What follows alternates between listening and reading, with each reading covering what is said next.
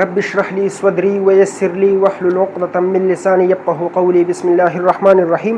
په دې ویډیو لیکچر کې به موږ یو ټاپک کوو فنکشن اف بلډ، یعنی زموږ د وینې څه فنکشن دی، یعنی څه کار دی زموږ په دې وجود کې چې کوم بلډ ګرځي، کوم وینه ګرځي. تاسو سوچ کړئ چې دې څه کار دی د اوسه پورې.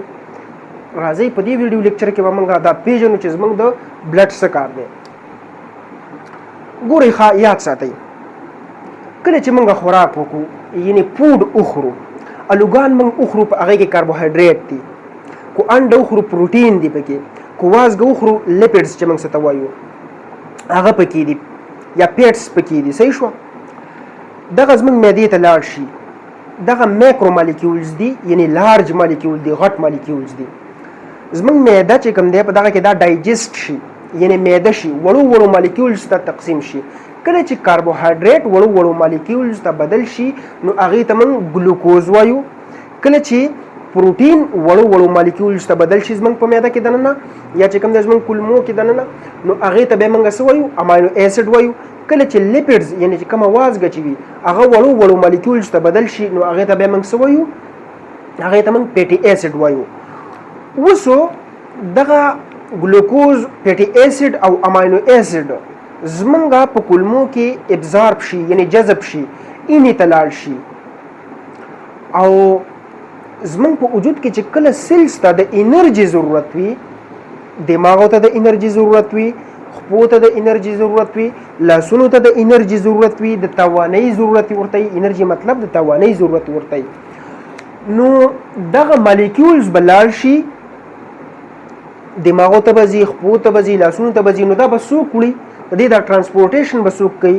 یا دغه رنګ که موږ وګورو منرلز موږ اخلو، انټیک کوي، وایټامنز چې کوم دی موږ انټیک کوو. د دې دا ټرانسپورټیشن یعنی د دا ترسیل د یو ځای نه بل ځای ته دا وړل به څوک کوي؟ دا موږ سره بلډ کوي. صحیح شوه؟ نو موږ دا ویلی شو چې بلډ ټرانسپورټ اټ ټرانسپورټ نیوټرینټس فرام ون پلیس ټو ادر پلیس. اوکې، یا چې کوم دی موږ داسې ویلی شو چې اټ نیوټرینټس it transport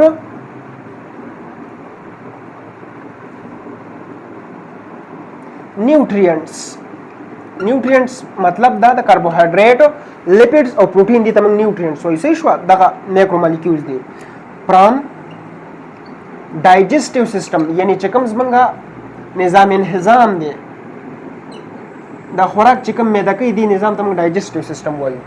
فرام ډایجسټیو سیسټم ټو سیلز. دغه وینه کې چې کله د خوراک جذب شوی که نه نو ډایجسټیو سیسټم نه چېرته وړي؟ سیلز ته وړي، یعنی خلیو ته وړي. کوم ځای کې چې ضرورت وي هلته چې کوم دی پرېږدي او سیل چې کوم دی هغه بیا جذب کړي او د هغې نه موږ له انرژي راکړي. اوس یاد ساتئ دا یوازې نیوټرینټ چې کوم دی یعنی ګلوکوز یا چې کوم دی که وګوري فیټي ایسډ چې کوم موږ سره د وازګې د ماتېدلو د وجود نه راغلی په هغې په نتیجه کې راغلی، یا چې کوم دی پروټین کو چې مات شي هغې کې امینو ایسډ وي، دا یوازې د دې ټرانسپورټ نه کوي. ګورئ دا چې کوم دی د اکسیجن ټرانسپورټیشن هم کوي.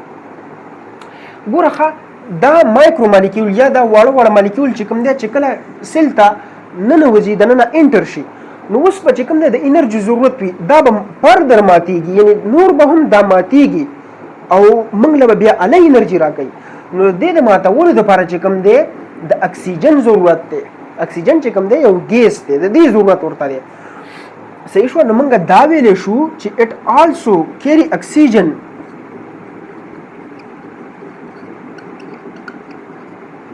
اکسیجن فرام لنگز ټو سیلز. چې کله موږ ګوره ساه واخلو نو په دې کې چې کوم دی په دې هوا کې اکسیجن وي، دغه اکسیجن زموږ پیپړو ته لاړ شي، د دې پیپړو نه چې کوم دی وینې ته لاړ شي، وینې ته ډیفیوز شي. دلته چې کوم دی اوس پرې دا وینه چې کوم دی ټول وجود ته رسوي دا اکسیجن. نو ګوره د دې د اکسیجن ټرانسپورټیشن کې هم چې کوم دی د وینې کار دی، د یو ځای نه بل ځای ته وړلو کې څوک هیلپ کوي؟ بلډ یې کوي. او بیا چې کوم دی دا سیل ته انټر شي او دا ګلوکوز، فیټي ایسډ یا امینو ایسډ دا مات کړي او موږ له څه وکړي؟ موږ له انرژي راکړي.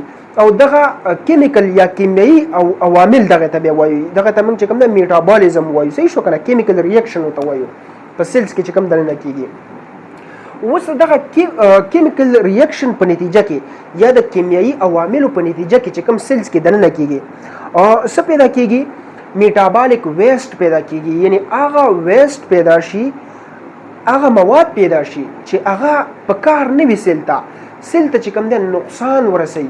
نو هغه کې چې کوم دی موږ سره کاربن ډای اکساید دا یو ګیس دی، نور هم دی، هغه سټپ بای سټپ وایو. نو میټابولیک ویسٹ چې کوم دی موږ سره څه پیدا شي؟ پرایمرلی کاربن ډای اکساید دی. نو اوس به ګوره د کاربن ډای اکساید به د سیل نه لنګس ته څوک راوړي؟ دا به بلډ راوړي. یعنی چې کوم ځای کې سیل کې کاربن ډای اکساید پروډیوس شو او واپس یې پیپړو ته راوړو، لنګس ته واپس راوړو، دا کار به څوک کوي؟ دا به بلډ کوي. نو ګوره اکسیجن د لنګز نه سیل ته ویوړو او کاربن ډای اکساید چې کوم د زهرجن دی تیزابیت پیدا کوي په وجود کې. نو دا به څوک راوړي؟ دا به چې کوم دی بلډ راوړي. نو موږ داسې ویلی شو چې اټ ټرانسپورټ، یعنی بلډ چې کوم دی ټرانسپورټ کوي موږ سره تر سیل څوک کوي؟ څه شي کوي؟ CO2 from cells to lungs، یعنی پیپړو طرف ته راوړي. صحیح شو؟ دا دریم فنکشن شو. اوس خو وګورئ دا خو د اکسیجن ټرانسپورټیشن شو یا د نیوټرین ټرانسپورټیشن شو یا د کاربن ډای اکساید ټرانسپورټیشن شو. دا یوازې دې ټرانسپورټیشن نه کوي، میټابولیک ویسٹ نور هم میټابولیک ویسٹ دي کنه. یعنی موږ کو وګورو کریټینین چې کله موږ په مسل کې چې کوم یو مالیکولز پروډیوس کیږي هغه ته موږ کریټینین وایو. د کریټینین ټرانسپورټیشن به څوک کوي؟ دغه رنګ چې کوم دی د یوریک ایسډ ټرانسپورټیشن به څوک کوي؟ دغه رنګ چې کوم دی د یوریا ټرانسپورټیشن به څوک کوي؟ هغه هم موږ سره بلډ کوي. نو موږ دا ویلی شو چې اټ ټرانسپورټ کریټینین دا یو مالیکول دی، زهرجن دی. صحیح شو؟ مسل کې پروډیوس کیږي، په پټو کې پروډیوس کیږي. یوریک ایسډ دا هم چې کوم دی یو مالیکولز دی. صحیح شو؟ او دغه رنګ چې کوم دی یوریا دا هم چې کوم دی میټابولیک ویسٹ دی. یعنی د میټابولیزم په ذریعه کې چې کوم مواد پیدا شوي چې هغه ضرورت نه لري سیل ته وجود ته، هغه به ګردو ته څوک رسوي؟ یعنی کډنی ته به څوک رسوي؟ هغه به بلډ رسوي چې د جسم نه بهر لاړ شي د تشو میتیازو په ذریعه باندې. د دې نه علاوه که ته وګورې که نه چې کله زموږ په وجود کې اوبه سیوا شي، یعنی ایکسس واټر، یا چې کوم د زموږ په وجود کې چې کوم دی سالټ سیوا شي، نو دغه به د وجود نه بهر څوک وباسي؟ دغه هم چې کوم دی بلډ چې کوم دی سکن طرف ته راوړي. موږ ډېرې زیاتې اوبه وڅښلې او د هغې په وجود کې ضرورت نشته، په بلډ کې ګرځي، نو دا بلډ چې کوم دی سکن طرف ته راوړي او سکن په ذریعه چې کوم دی بیا موږ نه بهر ته لاړې شي. صحیح شوه؟ نو اټ آلسو ریموو excess water and salt. Yeah, it also transport excess water toward cell, toward skin. Sorry. چې کله موږ سره اوبه ډېرې سیوا شو نو هغه سکن طرف ته راوړي او د سکن نه بیا بهر ته لاړې شي. نو ګورئ دا د دې ایکسس واټر ټرانسپورټیشن څوک کوي؟ دا هم بلډ کوي. صحیح شوه؟ او دغه رنګ چې کوم دی سالټس یا الکترولایټس چې موږ څه ته وایو، د دې چې کوم دی ټرانسپورټیشن هم چې کوم دی سکن نه چې کوم دی بیا بهر ته لاړ شي، د دې ټرانسپورټیشن کې هم بلډ مدد ورکوي. د دې نه علاوه که موږ وګورو هیټ، یعنی زموږ چې کوم اکټیو ارګنز دي، مسل به واخلو، دا مسل اکټیو ارګنز دي چې موږ کله ګرځو یا منډې وهو نو زموږ د مسل د ایکسرسایز د وجې نه، یعنی مسل کې چې کوم دی میټابولیزم کیږي، په پټو کې چې کوم دی میټابولیزم کیږي، ډېر تیز کیمیاوي عوامل پکې کیږي ځکه چې هغې ته د انرژي ضرورت وي. نو اوس ګوره د هغې په نتیجه کې هیټ هم پروډیوس کیږي ایز ا بای پراډکټ. اوس دا هیټ به ټول وجود کې څوک تقسیموي؟ دا هم بلډ تقسیموي. صحیح شوه؟ نو اټ آلسو ډسټریبیوټ هیټ تھرو آؤٹ اور باډي. صحیح شوه؟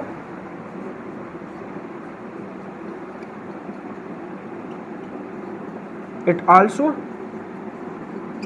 distribute یعنی تقسیمی heat throughout body یعنی په ټول وجود کې. صحیح شو؟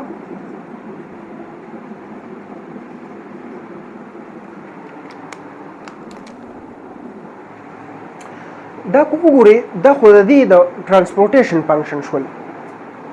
د دې نه علاوه د دې بلډ چې کوم دی موږ سره نور فنکشن هم دي او نور فنکشن یې څه دي؟ هغې کې موږ سره یو فنکشن پروټیکشن هم راځي. یعنې چې کله زموږ وجود کو تاسو وګورئ که نه وایرس وګورئ یا چې کوم دی بیکټیریا وګورئ یا ادر فارن پارټیکلز وګورئ پنجای شوه هغه زموږ وجود ته انټر شي. صحیح شوه؟ زموږ وجود ته وایرس انټر شو کو بیکټیریا انټر شوه یا ادر پارټیکلز انټر شو زموږ وجود ته د هغې نه موږ له حفاظت څوک راکوي؟ هغه بلډ راکوي. هغه څنګه؟ ګوره ښه it also provide protection to our body. protection څنګه راکوي؟ ګوره زموږ بلډ کې چې کوم دی که نه دننه یو بل قسم سیلز پراته دي WBC ورته موږ وایو وایټ بلډ سیل یا سپینه اینه چې ورته موږ وایو. صحیح شوه؟ WBC چې کوم وایرس دننه وجود ته تللی یا بیکټیریا دننه وجود ته تللی او موږ له نقصان راکوي نو دا انګلب کی یعنی راوینیسي او تیری کی وی خوري. دې پروسس ته موږ پیګوسایټوسیس وایو. صحیح شوه؟ پیګوسایټوسیس وایو. The eating of cell is called phagocytosis. دا اخري او دنه چې کوم د میټابولایز کی میټابولیزم د دیو کی او دا چې کوم د ختم کی نو موږ لګوري نه پروټیکشن راکې د فارن پارټیکل نه یعنی چې کوم بار پارټیکلز راشي دنه وجود ته. د دې نه علاوه ګورز موږ په دې بلډ کې چې کوم د انټي باډیز دي انټي باډیز یو سپیشلایز پروټین دي او چې کله دا فارن پارټیکل راشي کنه نو دای او پیجنې نمبر it identify the foreign particles and then react to that foreign particles and neutralize چې کوم foreign particle رال زموږ وجود ته او زموږ وجود ته چې کوم د نقصان رسي. foreign particle مطلب بیکټیریا وایرس شو پنجای شو نو دا انټي باډیز دغه سره ریاکشن وکي او هغه نیوټرلایز کی دغه چې کوم هارمفul افیکټ یعنی کوم نقصان ده اثر هغه ختم کی. صحیح شو؟ هغه په انټي باډیز هم په بلډ کې موجود دي. نو موږ دا ویلی شو چې زموږ د وینې یو کار څه شي دا هم دی پروټیکشن. صحیح شو؟ انټي باډیز چې کوم دي که نه دا سپیشلایز پروټین دي او دا ریاکټ وکړي څه سره ریاکشن وکړي فارن پارټیکل سره. it helps to identify and neutralize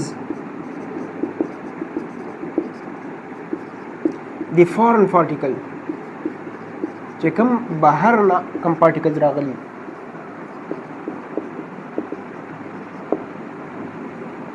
منګه دا لیکچر دلته ختمو ان شاء الله. په نیکسټ لیکچر کې به منګه د بلډ چې څومره کریکټریسټیک دي یا چې کوم د بلډ سره څومره ریلیټډ ټاپک راځي دا به سټپ بای سټپ موږ کور کوو. د سرکولیټري سیستم سره چې څومره ریلیټډ ټاپک راځي بیا به چې کوم د انساني زړه دا به موږ ډسکس کوو. دغه رنګ چې کوم دی کو ټاپکونو وخت او په دې نورو جاندارو کې چې کوم زړه دی یا سرکولیشن سیستم دی یا بلډ په هغوی کې شته یا نشته د هغوی څه کار دی په هغوی کې څه کار کوي هغه به انشاءالله ډسکس کوو.